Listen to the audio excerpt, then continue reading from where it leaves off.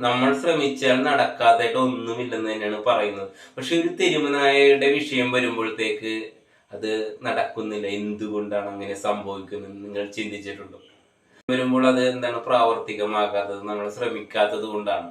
അപ്പൊ ഹൈക്കോടതി വരെ പറഞ്ഞിരിക്കുകയാണ് തെരുവുനായ ശല്യം ഒരു സംസ്ഥാന ദുരന്തമായിട്ട് പ്രഖ്യാപിച്ചൂടെ. അങ്ങനെ വരുമ്പോൾ തെരുവുനായ ആക്രമണത്തിൽ പരിക്കേൽക്കുന്നവർക്ക് ദുരന്ത നിവാരണ ഫണ്ടിൽ നിന്ന് അവരുടെ ചികിത്സയ്ക്കുള്ള പണം ലഭിക്കും. അങ്ങനെയെങ്കിലും ചെയ്തുകൂടെ?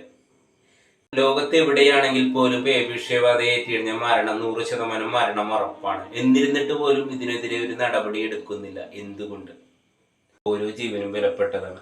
നമ്മുടെ കുട്ടികൾ തെരുവുനായയുടെ കടിയേറ്റ് പേവിഷബാധയേറ്റ് മരിക്കുന്ന കുട്ടികളുടെ ജീവന് യാതൊരുവിധ വിലയുമില്ല. അതിനൊരു നടപടിയും എടുക്കാത്തത് എന്തുകൊണ്ടാണ്? ഞാനൊരു വീഡിയോ കാണിച്ചു തരാം. തെരുവുനായകളുടെ വിളയാട്ടമാണ് നമ്മുടെ റോഡുകൾ. ഇതിനെതിരെ അധികാരികൾ ഒരു നടപടിയും എടുക്കുന്നില്ല. അതെന്തുകൊണ്ടാണെന്ന് ഇതുവരെ മനസ്സിലാക്കുന്നില്ല. നമ്മുടെ കുട്ടികൾക്ക് തെരുവുനായയുടെ വില പോലുമില്ല.